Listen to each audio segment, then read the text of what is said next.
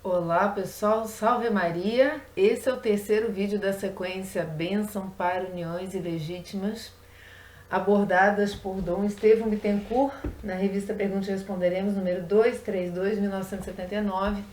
Nós resolvemos pegar esse assunto, como dizíamos, mas se você está só assistindo esse e não assistiu os outros dois vídeos, esse assunto está em sequência, porque eu quis me aprofundar um pouco mais por ser o ano da família. A gente sabe que no dia de São José deste ano, de 2021, o Papa Francisco declarou que até o dia de São José do ano 2022 estamos no ano da família, por conta do documento Amoris Laetitia ter completado 5 anos. Então, a pedido do Papa, estudaremos aqui no canal alguns assuntos, não é, sobre o matrimônio.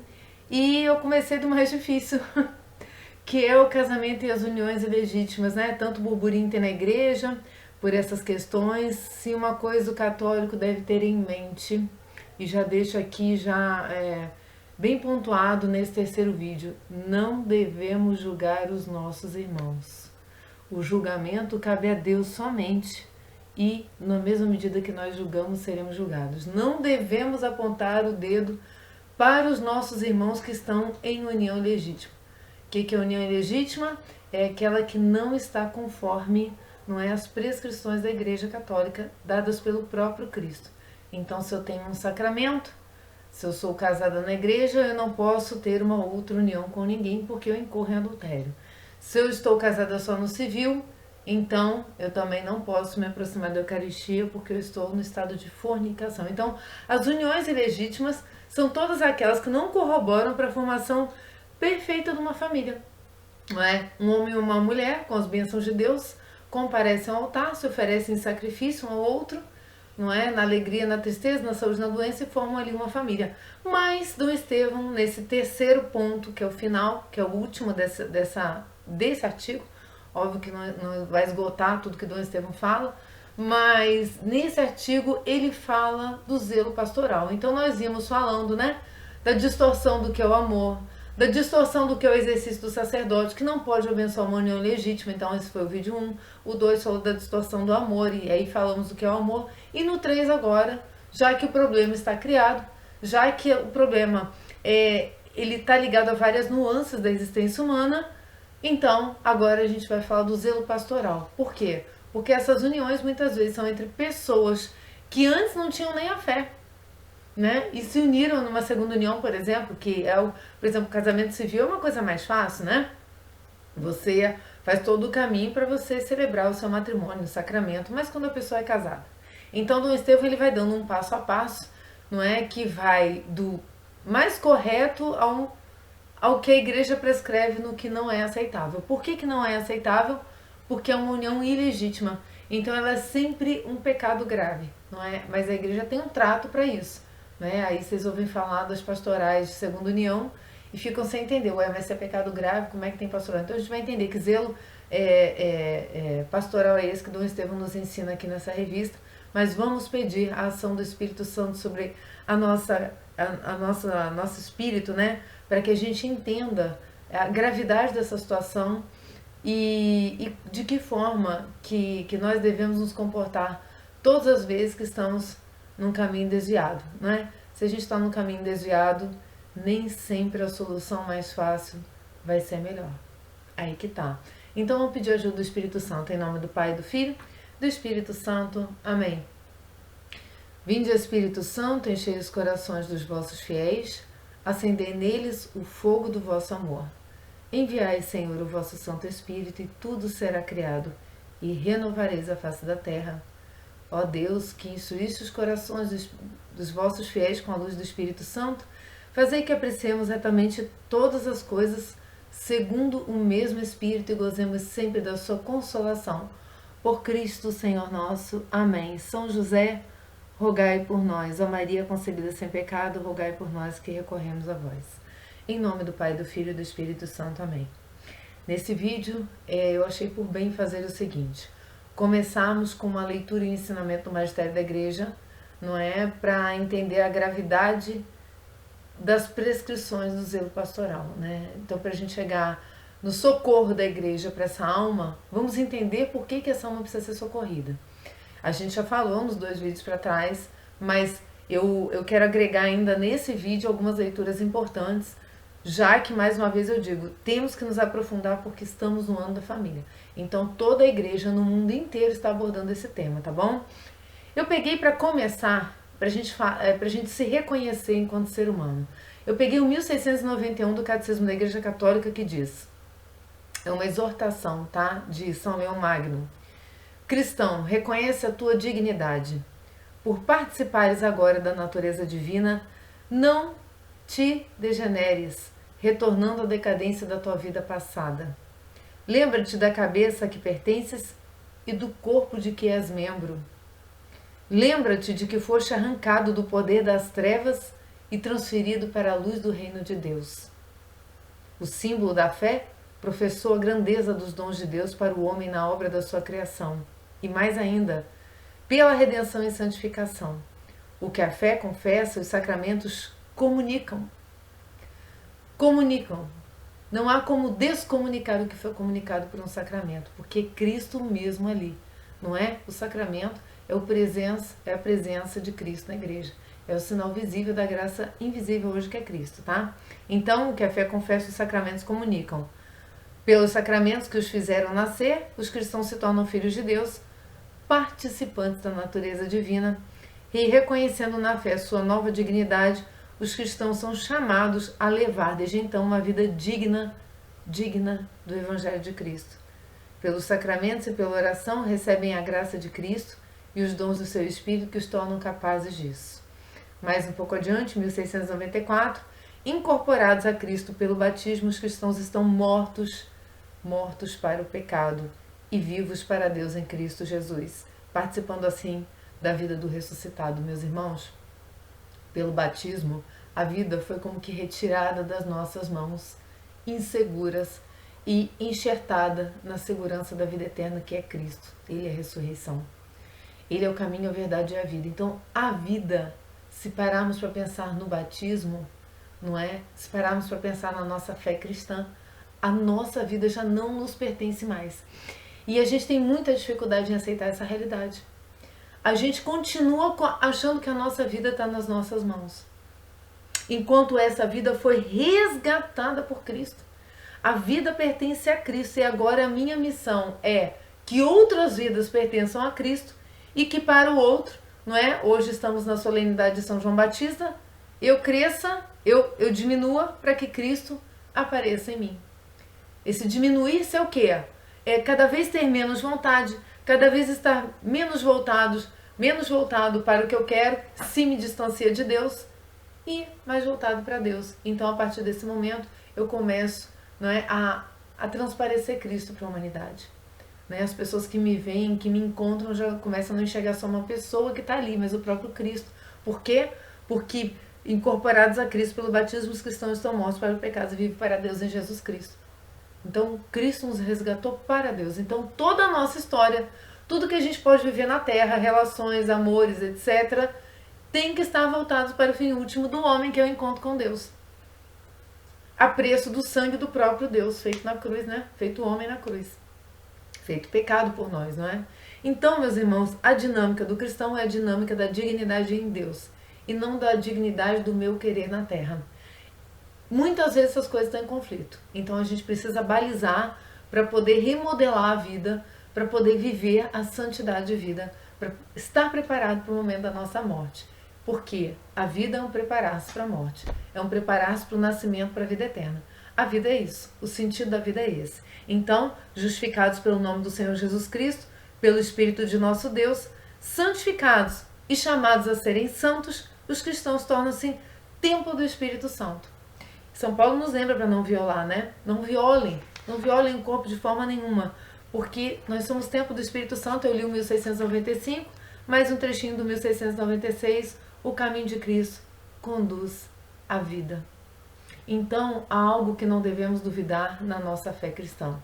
Quando somos até mortos nessa vida, vide os mártires, né? Quando somos mortos, perseguidos, sofridos, doídos, sangrando, com os pés sangrando, né? Com a cabeça sangrando e tudo mais, nós caminhamos para a vida. Parece que a nossa vida está morta, parece que não está dando nada certo, mas se estivermos unidos a Cristo, o caminho de Cristo conduz à vida. Passaremos todas essas agruras, como diz Cristo, no mundo tereis aflições, mas coragem, eu venci o mundo. Passaremos por tudo isso para esse encontro definitivo, não é? Então é um caminho contrário, né, que vai levar à perdição, que vai nos tirar dessa condução da vida. E a gente sabe que o pai da perdição é o demônio, porque ele mesmo se perdeu. Ele se perdeu do amor, né? E começou a alimentar o amor próprio. Então o demônio é aquele que parou de olhar para Deus e começou a olhar para si. E começou a se achar digno de tomar as próprias decisões, apartado de Deus. E o resultado que aconteceu com o demônio é o resultado que o demônio quer que aconteça conosco agora. Por quê? Porque o pecado não é invenção de Deus. Deus nos fez perfeitos, bons, né? Com todo o amor, com todas as coisas ordenadas nele. Mas o homem preferiu não confiar em Deus e aí caiu no pecado, né? Que, infelizmente, é uma cantada do mal para a perdição. Então, é o caminho contrário do caminho que conduz à vida, que é Cristo, nos leva à perdição, gostando ou não, isso é um fato. E nós aqui somos obrigados a passar o fato. E cada um tome a decisão da sua vida que quiser. Então, isso significa a importância das decisões morais para a nossa salvação. Há dois caminhos, e não mais que dois. Um é o da vida, o outro é o da morte. E mais entre os dois há uma grande diferença. Esses caminhos não caminham em paralelo. Eles caminham em sentidos opostos. Quanto mais eu me aproximo, não é, do caminho que leva à morte, menos eu me aproximo do caminho que leva à vida. Isso é uma escolha de cada um.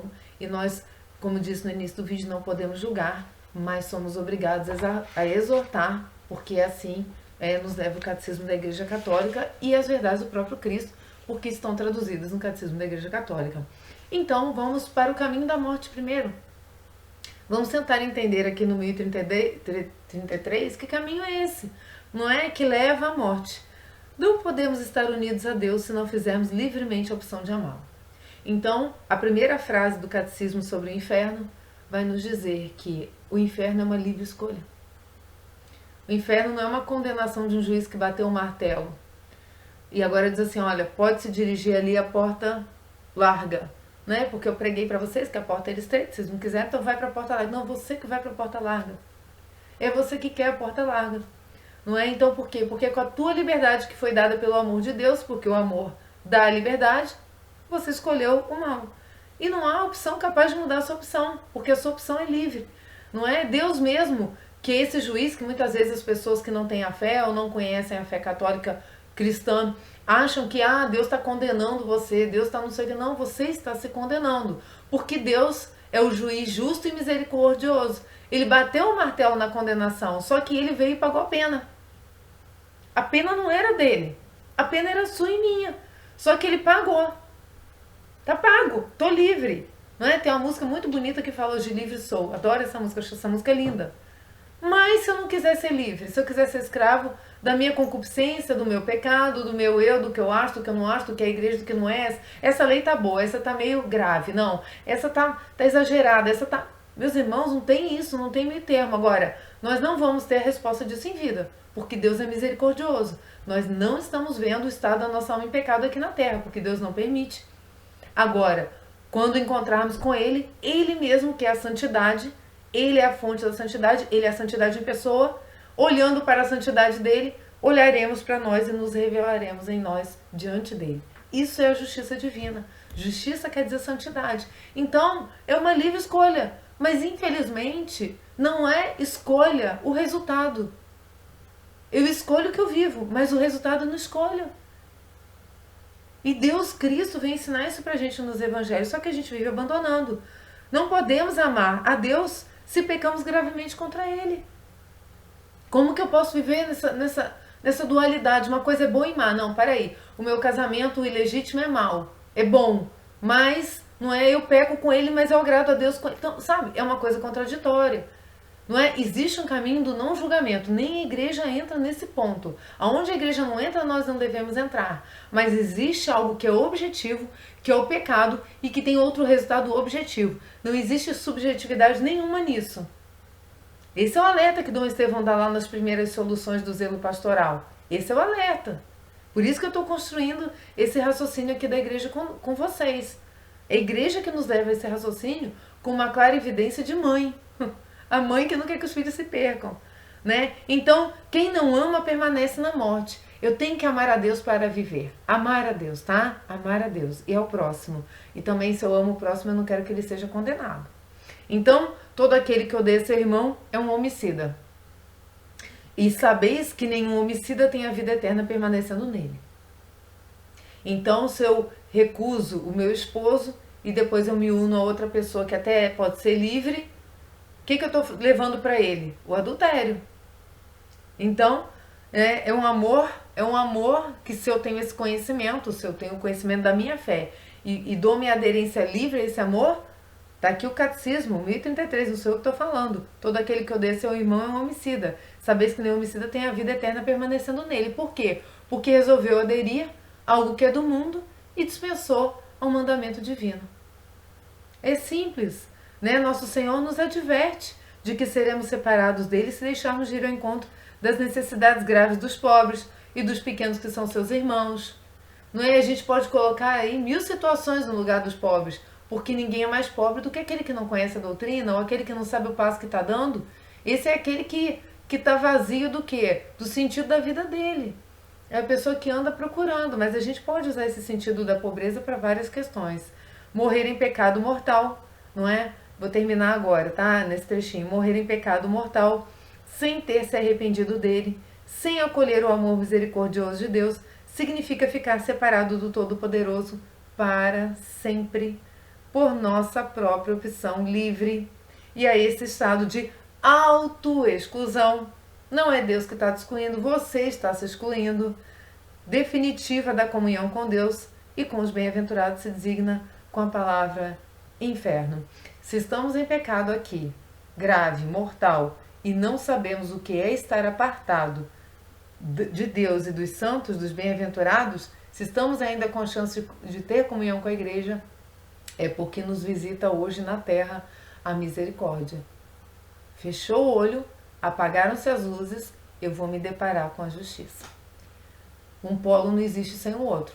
Né? Deus só é misericordioso na terra através de seu Filho Jesus Cristo, que nos pede para rezar o texto da misericórdia, para que a gente tenha consciência disso. Se eu sei que lá na frente existe uma justiça que foi mitigada por essa misericórdia. Teve uma justiça que foi mitigada, foi diminuída, foi reduzida. Por quê? Porque Cristo se sobrepôs a ela. Cristo sufocou essa justiça divina com a presença dele, mas eu preciso estar com ele. Como que eu vou alcançar uma coisa se eu não tenho um link? Não é? Ele é a ponte entre Deus e os homens. Então, meus irmãos, é uma autoexclusão definitiva. Pois bem, eu acho que não preciso mais me demorar nisso. Não é? Eu vou para, então, os males, as ofensas à dignidade do matrimônio, que é o assunto bênção, união legítima. Tendo passado, então, pelo que é o inferno, não é? E pelo que é a questão da dignidade da minha valência para Deus, do que é o meu caminho, do significado aqui na Terra, então agora a gente vai para o momento em que eu, perante Deus, perante toda uma comunidade, que vai dizer aqui, eu vou só deixar para vocês, eu não vou ler, não é? Quem celebra a liturgia, né? Quem celebra o sacramento é toda a comunidade, que é o corpo de Cristo unido à cabeça. Então toda a comunidade é o quê? Testemunha ocular, né? De um sacramento que foi dado plenamente lá até então, o Dom Estevão vai dizer, né? Sobre a questão da validade, mas até então, aos olhos de todo o corpo místico, há um casamento ali, há um sacramento ali. Então, esse sacramento ele pode ser ofendido por nós. E aí, o catecismo ele aborda os dois pontos que nos interessam, e tem outros pontos, mas são esses que nos interessam para as bênçãos ilegítimas.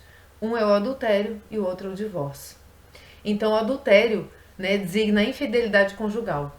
Quando 2380 do catecismo.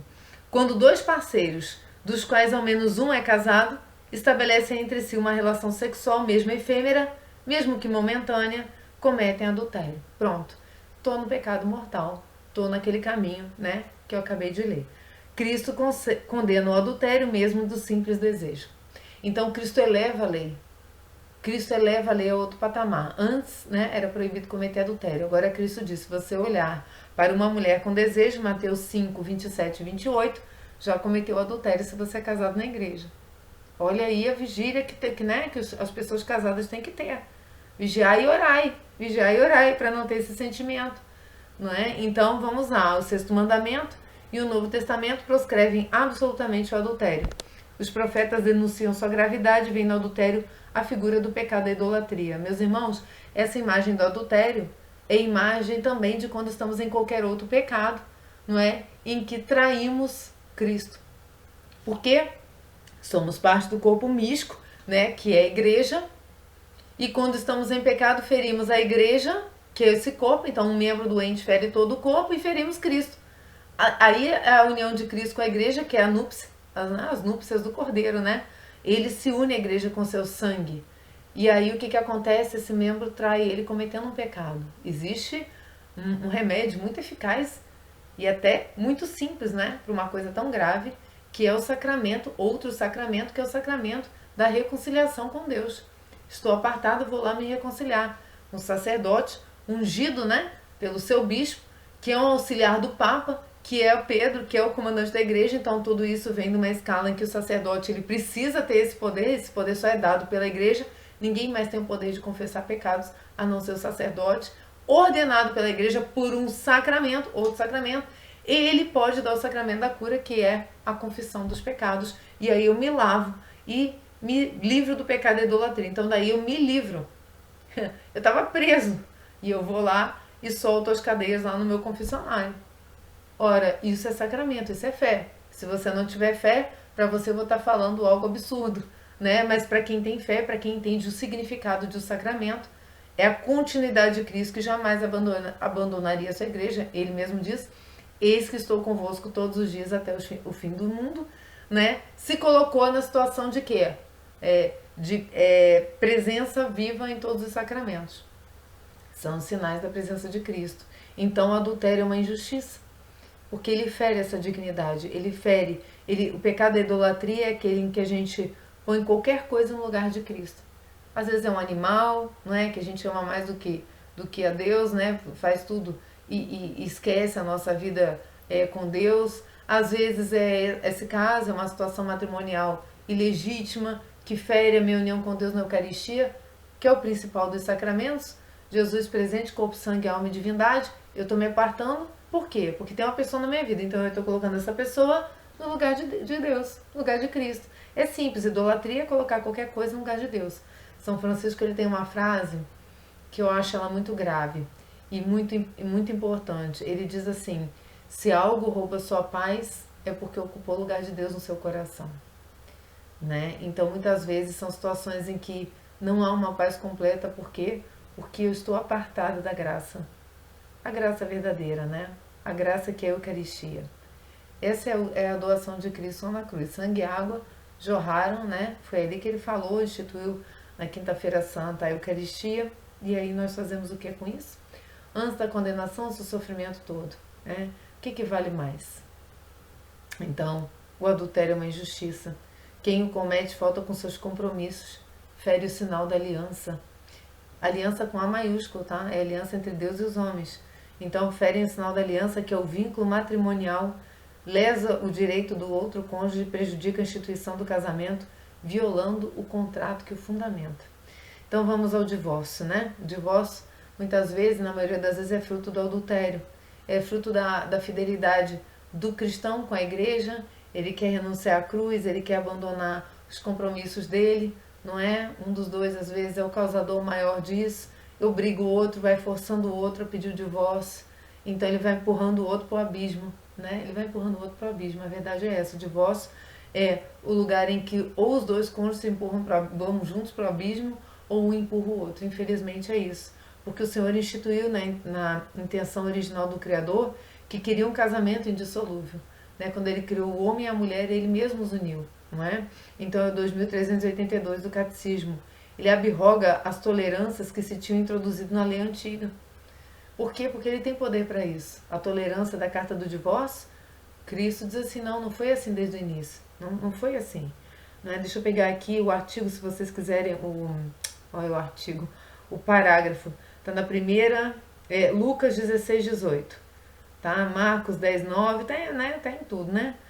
Aqui ele põe o 542, tem Mateus 5:31-32, 19, 3 ao 9, Marcos 10, 9, Lucas 16, 18, primeira carta aos Coríntios 7, do 10 a 11.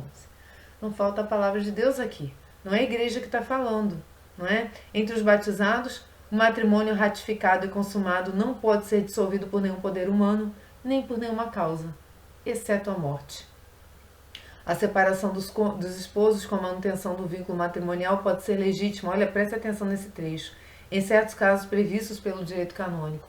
Então há casos em que a igreja permite o quê? A separação do casal para o bem daquela vida, porque a igreja põe a vida num patamar mais alto que todo o resto. Não é assim também as leis dos homens, né? Até então, né? Porque agora já está tudo tão degringolado que a vida virou, né, algo relativo. Mas a igreja coloca, e ela diz assim, se o divórcio civil for a única maneira possível de garantir certos direitos legítimos, o cuidado dos filhos ou a defesa do patrimônio pode ser tolerado sem constituir uma falta moral. O que é isso, meus irmãos? O que quer dizer isso? É quando há direitos que são violados pelo casamento. A dignidade da pessoa humana, né? Que a igreja tanto fala aqui em vários trechos do catecismo, essa dignidade em Deus. É a pessoa que apanha, não é? É a pessoa que vê o marido adulterar, pode até receber uma doença sexualmente transmissível, né, do marido. São tantos casos de dor, de sofrimento que existe no matrimônio. Muitas vezes é o pai que espanca os filhos, né? É alcoólatra, se tornou alcoólatra ou era, não sei, não é? E também a defesa do patrimônio, né? Tem a situação do pródigo, aquela pessoa que dilapida o patrimônio, que muitas vezes não tem a consciência, né? Que os bens são em comum, que tudo é em comum. Então, nesses casos, a igreja legitima o divórcio, né? Ela diz que existem casos no direito canônico em que isso é possível. Deixa eu pegar aqui em que cânon tá. 1151 a 1155, tá? Depois, se vocês quiserem pegar o cânon, tá lá. Então, nesse caso, o divórcio, né, ele não é uma ofensa a Deus, mas a segunda união continua sendo, né? A não ser que daí Dom Estevão vai dar soluções, a não ser, por exemplo, o caso em que a igreja verifica que há uma nulidade ali, né? Que é um vício pré-existente, um vício que veio antes do casamento e que torna aquele casamento nulo, inexistente, nunca existiu. A igreja tem um processo próprio para isso e é ela mesma quem tem o poder de decidir, porque foi ela, através dela mesma, que o sacramento foi ministrado. Então ela vai averiguando os pontos com as testemunhas e com tudo mais para ver se realmente aquilo existiu ou não. E não depende da nossa vontade, né? Se entramos com um processo de nulidade matrimonial, é para verificar se existe ou não, e não para conseguir uma nulidade, né? Nulidade não é algo que se consegue, nulidade é algo que se verifica latente. E digo que é pré-matrimonial e não durante o matrimônio, por quê? Porque na promessa não está na saúde e na doença, na tristeza e na alegria. Então, é uma promessa que, se coisas acontecerem após o casamento, é a cruz pesada, não é? Salvo nesses casos em que fere a dignidade da pessoa, e aí a igreja realmente legitima, né? Então, para terminar, 2384, passamos a Dom Estevão Bittencourt. O divórcio é uma ofensa grave à lei natural. Pretende romper o contrato livremente consentido pelos esposos de viver um com o outro até a morte, né? O divórcio lesa a aliança de salvação do qual o matrimônio sacramental é o sinal. O fato de contrair nova união, mesmo que reconhecida pela lei civil, aumenta a gravidade da ruptura. Não é? É porque ali eu já estou desprezando mesmo a lei de Deus, né? Eu falo assim, bom, eu vou legitimar então no civil, já que na igreja eu não posso, vou correr atrás do que eu posso. Não, isso agrava a situação. Por quê? Porque eu me voltar as costas para a lei de Deus, né? Buscar realmente um outro sacramento. O cônjuge recasado passa a encontrar-se em situação de adultério público e permanente, ou seja, é um escândalo também, né? É um escândalo porque é público. Se o marido, depois de se separar de sua mulher, se aproximar de outra mulher, se torna adúltero, porque faz essa mulher cometer adultério. E a mulher que habita com ele é adúltera, porque atraiu a si o marido de outra. Isso aqui é São Basílio Magno falando, tá? O caráter imoral do divórcio deriva também da desordem que se introduz na célula familiar e na sociedade. Causa dano para os filhos, e é esse o ponto que Dom Estevão vai abordar ali, para o zelo pastoral, né? E, por seu efeito contagioso, é uma verdadeira praga social. O Catecismo da Igreja Católica diz que isso é uma praga, né? Que acontece tanto que já virou uma praga, né? E para terminar, 2386 é importante porque sempre há ressalvas, sempre há, né, averiguação caso a caso. As pessoas devem se dirigir ao sacerdote para serem bem orientadas por um bom sacerdote, né? Um sacerdote conhecedor, né, do cânon e de todo o ministério, né, magistério da igreja. Pode acontecer que um dos cônjuges seja vítima inocente do divórcio decidido pela lei civil. Neste caso, ele não viola o preceito moral em estar divorciado, né? Existe uma diferença considerável entre o cônjuge que se esforçou sinceramente por ser fiel ao sacramento do matrimônio e se vê injustamente abandonado e aquele por uma falta grave de sua parte destrói um casamento canonicamente válido. Bom, dados esses montes de problemas que trouxemos aqui, né, agora a igreja tem que lidar com eles. E sobra para quem, meus irmãos? Para quem? Adivinhe? Sobra para os sacerdotes. O zelo pastoral, ele tem como a figura do sacerdote à frente. Por quê? Porque muitas vezes é o sacerdote que vai conduzindo essas pessoas. E é por isso que ele cria a pastoral familiar, que deve ser muito bem constituída nos seus agentes, para que não haja desvio. Para que as pessoas, né, durmam com a consciência leve de que ele está tudo bem, porque já que a igreja tem a pastoral da segunda união, então vamos embora, né, levar a vida de qualquer jeito. Não, não. Dom Estevão diz, olha, vamos lá. As normas anteriores, em que ele falava, né, nesses 2 vídeos anteriores, preponderantemente negativas como são, não esgotam o pensamento da igreja a respeito das pessoas unidas entre si, mas não são casadas matrimonialmente, tá? Nos últimos tempos, mais e mais, os teólogos e pastoralistas vêm se preocupando com a sorte de tais cristãos. Não estão excomungados. Ponto. Né? Essa questão é crucial, porque ela ainda deixa um fio, né, da salvação, da ligação com a igreja. É um fio muito fino e arriscado de rebentar. Não é? Mas é um fio, porque não estão excomungados. Isto é, não são atingidos por tal tipo de censura que é chamada excomunhão, pena de foro externo, tá? Todavia, estão excluídos da comunhão sacramental, ou que tais cristãos vão ou eucarística, porque o seu estado de vida é ilegal. Então, eu em pecado mortal não posso me aproximar da Eucaristia, simples assim, não existe padre que possa dizer o contrário, porque não é o que a igreja diz, né? A gente não está aqui para dizer o que a igreja não diz, nem proibir o que a igreja não proíbe, e nem dizer que conhece o que nem a igreja conhece, como diz o Felipe Aquino, né? Em vários vídeos ele diz isso. Então, a gente também não pode fazer isso. Nem os sacerdotes têm esse poder, como falamos no primeiro vídeo dessa série, tá? Então, eles estão excluídos da comunhão sacramental, não podem se aproximar da Eucaristia, também não podem se confessar, porque se eu vou me confessar em pecado mortal e vou continuar em pecado mortal, então a confissão já não pode também. Olha aí o problema que começa a acumular. Então agora eu já não posso nem me confessar de mais nada. Olha o problema. A igreja tem o preceito de ter uma confissão anual, pelo menos, uma vez por ano. É preciso que tais cristãos não percam a esperança de salvação e nem abandonem por completo a prática religiosa. Isto é tanto mais importante quanto mais se sabe que muitos reconhecem a ilegitimidade da sua situação perante Deus e, em consequência, se afligem, né? Entram numa aflição, né? Não posso me aproximar. Mas não podem renunciar à vida comum porque têm filhos pequenos que necessitam da presença atuante dos genitores. Então, ano da família, a igreja nessa situação trabalha com zelo pastoral por conta dos filhos. Dos filhos. Muitas vezes são pessoas que não eram convertidas, como eu disse já. Né? São pessoas que não tinham ainda a compreensão plena da fé delas.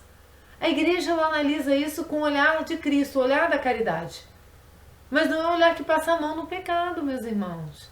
A igreja acolhe o pecador é acolhido. Mas o pecado, como que a igreja vai acolher o pecado, gente?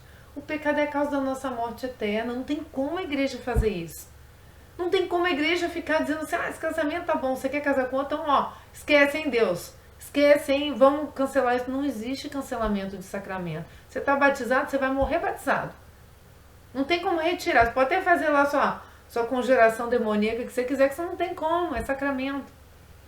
Padre vai morrer padre. Casado vai morrer casado. Até que o outro cônjuge morra antes dele. Olha lá o que você vai desejar aí, né? Mas é isso. Crismado vai morrer crismado. Sacramento.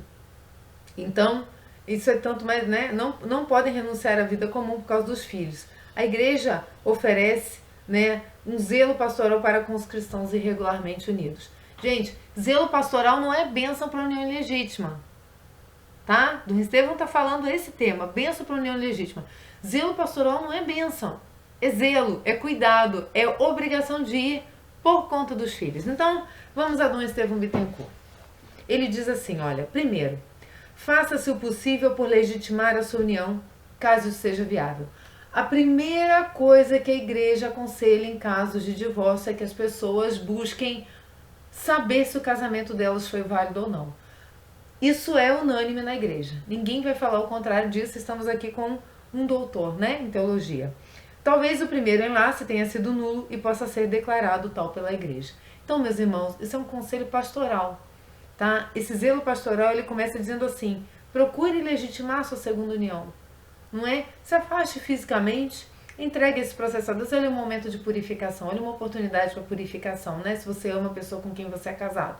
Se afaste, nem que seja de corpos, vai dizer que mais para frente. Busque lá saber se o seu casamento mesmo é válido. Talvez se trate de um matrimônio misto, por exemplo, separado invalidamente aos olhos da igreja, mas suscetível de ser validado, né? Um casamento em que as pessoas têm ali, né, situações espirituais diferentes, né? Tenham se casado de forma não como prescreve.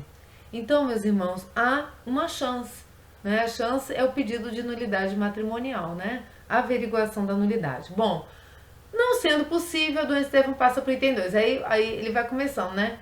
Ele vai começando, né, do perfeito, que seria isso, aí ele começa a decair, porque aí tem os filhos. Mas vamos ao segundo item. Em alguns casos é possível que os cônjuges concordem em viver sob o mesmo teto como irmão e irmã. Olha, no mundo de hoje, isso aqui é caminho claro de santidade. Os cônjuges, olha só, os cônjuges vivendo sob o mesmo teto como irmão e irmã. Meus irmãos, é possível. É possível. A igreja ensina. Mas, ó, haja dor, né? Haja dor. Desde que isso aconteça, podem procurar os sacramentos da penitência, olha aí, podem buscar a confissão e a Eucaristia, de modo tal que isso não dê escândalo a quem os veja comungar sem estarem casados. Aí Dom Estevão faz um pequeno adendo aqui que é tão importante, olha, recomenda-se que para frequentar a Eucaristia procurem lugares onde não sejam conhecidos, para não escandalizar, olha ali, aqueles dois vivem, não são casados e tal. Tem isso na igreja? Tem. Ah, fofoca não é sempre só fofoca. Eles estão dando um mau testemunho comungando estando casados, entende? Então não é questão de só viver de aparência, não se trata só disso. Se trata da minha vida, que é um evangelho para o próximo. Não é? Então, se aquele ali é casado e faz, também posso fazer. Olha o mau exemplo. Então, Dom Estevão está dizendo, se vocês decidirem isso, não é? Se resolverem entregar uma vida de santidade, de penitência, que é uma vida penitencial, né? Se afastem do local onde vocês são conhecidos, não é? Para que isso possa ser mais perfeito aos olhos de toda a igreja, não é? A gente também tem que buscar ter esse cuidado. Então, não há dúvida, essa perspectiva talvez pareça extremamente difícil ou mesmo inexequível, né? Impossível de ser feita. Como quer que seja, pode ser apresentado aos interessados em certas circunstâncias, principalmente depois de uma certa idade, né? Muitas vezes a pessoa já está numa idade em que a atividade sexual dela elas já vivem até mais como amigas, né? Então a igreja ensina isso. Dom Estevão coloca bem pontuado, né? Isso pode ser até impossível de ser feito. Mas então vamos ao item 3. Mesmo que nenhuma das duas hipóteses anteriores seja praticável, o casamento é válido, não é? Isso não vai acontecer, viver sob o mesmo teto como irmãos. É preciso incentivar os dois cônjuges a se voltarem frequentemente para Deus na oração e na participação da Santa Missa. Não abandonem a Santa Missa, né? Não abandonem esse evento, mas não comunguem. Não comunguem, não entrem na comunhão eucarística, porque é tomar a própria condenação. Comungar em pecado mortal é tomar a condenação. Já vai para um patamar de gravidade nível hard, né? Não tem mais nem o que falar. Aos domingos, ao menos, né? Participe a missa aos domingos. Deus é o Pai que não abandona seus filhos, por mais culpados que sejam, e tem vias invisíveis para salvar aqueles que procuram de coração sincero. Só Deus vai julgar os corações. Mas há o risco da condenação, porque, como dizemos no início do vídeo, o pecado é algo objetivo. Então você está correndo o risco. Ok, Deus tem vias invisíveis para salvar aqueles que procuram de coração sincero. É necessário que os dois consortes tenham esperança viva, confiança em Deus e guardem a fé na sua integridade. Aqueles que se casaram em outra etapa da sua vida, tiveram uma família, não é? Viveram, né, uma vida até bonita, santa, plena, etc. Deixa que Deus olhe, né? Mas não é um caminho que nós vamos escolher. É um caminho do talvez eu seja salvo. Não é? A gente escolhe o caminho da segurança. Mas tá aí. Do Estevam Bittencourt falou, está falado, né? 4. Cuidem tais cristãos de educar seus filhos na fé católica, como fazem os pais católicos, legitimamente casados, embora não lhes possam dar o exemplo da prática religiosa completa. O papel dos pais na formação religiosa dos filhos é fundamental e indispensável, começando desde os primeiros anos da criança. Ou seja, é um dever, né? O dever de educar seus filhos na fé católica é um dever que, aí nesse caso, acontece uma outra violação. Né? Eu não posso educar só pelo exemplo, né? Eu já não sou mais um evangelho vivo para os meus filhos. Por quê? Porque, né, infelizmente, eu estou numa união ilegítima. No entanto, não desanime, né? Seus filhos não podem sofrer por conta das suas próprias escolhas, né? Seus filhos não podem viver afastados da Eucaristia e da vida da igreja por conta da escolha dos pais, né? Não julguem que não podem cumprir tal missão pelo fato de não estarem legitimamente casados. Os filhos não hão de ser prejudicados na sua formação cristã por causa de um problema ocorrido com seus genitores. O mal dos pais não deve gerar outro mal para a prole. E esse não deve dá muito bem para entender que Dom Estevam está dizendo que o casal, nessa situação, tem que ter foco na educação dos filhos, para que os filhos não incorram no mesmo erro, para que os filhos não relevem o que é um sacramento. Não é? Então eles têm que ter todo um trabalho e uma participação na vida da igreja, nas situações em que Dom Estevam vai colocar aqui, que deem um bom testemunho em algum ponto, que muitas vezes casais que também estão na igreja não dão. Então olha aí as chances, né, de um zelo com os filhos e de cumprir a missão de educar seus filhos na igreja.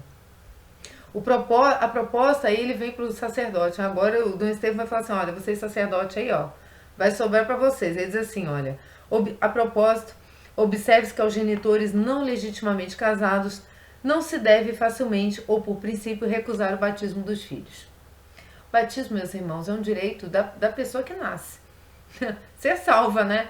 Te coloquei no mundo, agora eu tenho direito de, né, te levar ao batismo. Né? Como dito, a prole não deve ser punida pela exclusão do batismo em virtude de uma desgraça dos genitores. Então, padre nenhum está autorizado a negar batismo porque o casal é de segunda união.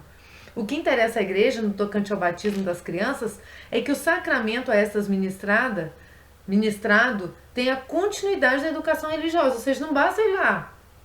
Quando os padrinhos vão lá e se comprometem no altar para aquela criança e os pais, eles juram, prometem, dão sua palavra a Deus de educar na fé católica. Então, o que interessa é a educação religiosa. É tão somente este o ponto de vista que leva os senhores bispos e párocos a promover cursos de conscientização para pais e padrinhos. Né? E o que a gente vê é uma lambança social com isso. Lambança. Né? Padrinhos que nem católicos são de outras denominações, chegam lá quase arrepiando de ver uma imagem da Virgem Maria. Mas existe. Né? Então, isso também é de arrepiar, né? Pessoas que não estão comprometidas com a educação religiosa católica, mas vai lá e batiza o filho. Então, ainda que os genitores não estejam canonicamente casados, seus filhos podem ser batizados desde que os pais concordem, presta atenção nessas palavras, desde que os pais concordem em proporcionar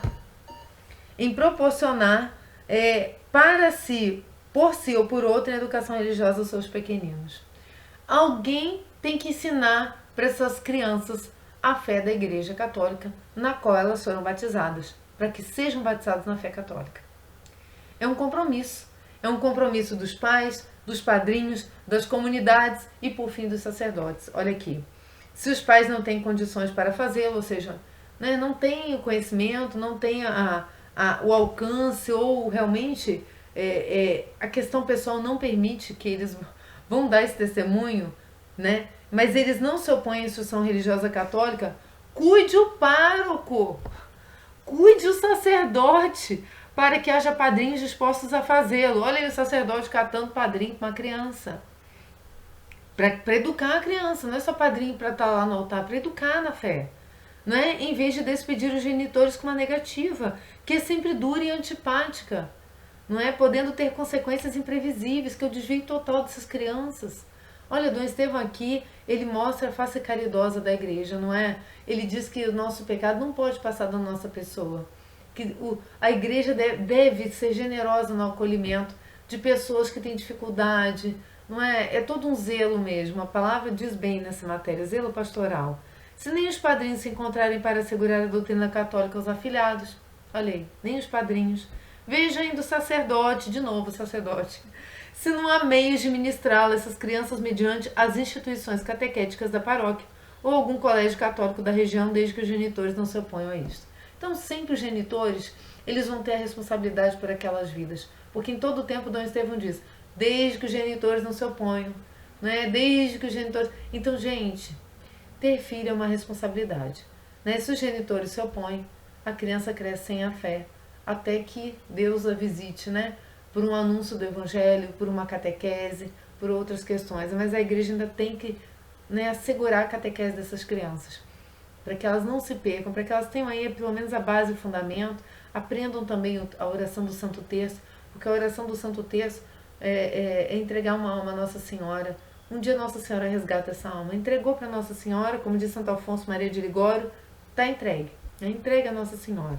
Em suma, procure o sacerdote fazer todo o possível. A terceira vez que ele fala do sacerdote. Todo o possível para evitar, enquanto depender dele, que filhos de pais não casados fiquem sem o sacramento do batismo. Meus irmãos, é o socorro da vida humana que está acima de toda e qualquer situação, né? Então, o sacerdote deve fazer todo o possível para resgatar o filho dessas uniões que ele não pode abençoar. É bonito, né? É um ônus que o sacerdote paga, por isso que ele se casa com a igreja, né? E casamento tem problemas e o sacerdote vai resolver os problemas no casamento dele com a igreja, né? Que bonito. Ele também gera a vida, né? Gera os filhos, né? Para Deus. Então, o último item que Dom Estevão aborda é que os cristãos, ilegitimamente unidos, podem também praticar obras de caridade e colaborar com instituições católicas, desde que o façam com a pura intenção de ajudar o próximo. E essa intenção seja bem compreendida por todos, né? Todos vejam aquele casal como duas pessoas que buscam, né, de todo o coração, né, a caridade, fazer as obras que Cristo pede que façam, não é? Para que eles estejam, né, na comunhão pelo amor do próximo, né? Pelo amor do próximo. A prática do amor fraterno concorre para levar a Deus, né? Pratique então o amor fraterno, né? O amor com o próximo. Isso vai nos levar a Deus, facilita a vida de oração. Por quê? Porque eu estou em contato com o Cristo no outro. O Cristo sofredor, né? Que é o julgamento final, né? Vinde benditos do meu Pai, estava nu, me vestiste, estava com fome, me deste comer, estava com sede, então estava preso, me visitaste. Né? Então eles podem ter um trabalho muito bonito, não é? Se unirem e fazerem um trabalho muito bonito para a igreja, embora isso, né, não isente, né, da pena do pecado em que vive. Mas aí é uma forma de realmente entregar a Deus, se o amor vem, como diz Dom Estevão, com uma pura intenção, uma reta intenção de amar a Cristo no próximo, de comungar Cristo amando o próximo, né? É um belo raciocínio também para os casos que não têm solução. Então, facilita a vida de oração, tornando-se penhor de maior misericórdia da parte de Deus. Ou seja, aquilo é dado, né, aquele meu serviço, aquela minha expressão do amor pelo próximo, é um penhor. Eu dou aquilo em garantia, não é, de uma comunhão com Deus, né, de uma misericórdia maior para mim e para o meu companheiro que estamos aí, no caso, em bênção ilegítima. Está na primeira carta de Pedro 4,7. Então, essas são as reflexões que Dom Estevão deixou na declaração dos bispos do Chile, que condenou, rechaçou a bênção para as uniões ilegítimas e é transcrescida, pode sugerir a quem queira ler dentro de seus genuínos parâmetros. Então, Dom Estevão, meus irmãos, é aquele homem reto que ele não inventa, né, o que a igreja não inventa. Então, é isso, né, é rezar, trabalhar, amar e, ao mesmo tempo, buscar resolver essas soluções, essas situações com soluções canônicas, soluções legítimas, soluções conforme a igreja. É o que eu desejo aí aos que passam por essa cruz, por esse sofrimento, tá bom? E que Deus os ilumine, os conduza na paz, né? E no amor ao próximo, tá bom?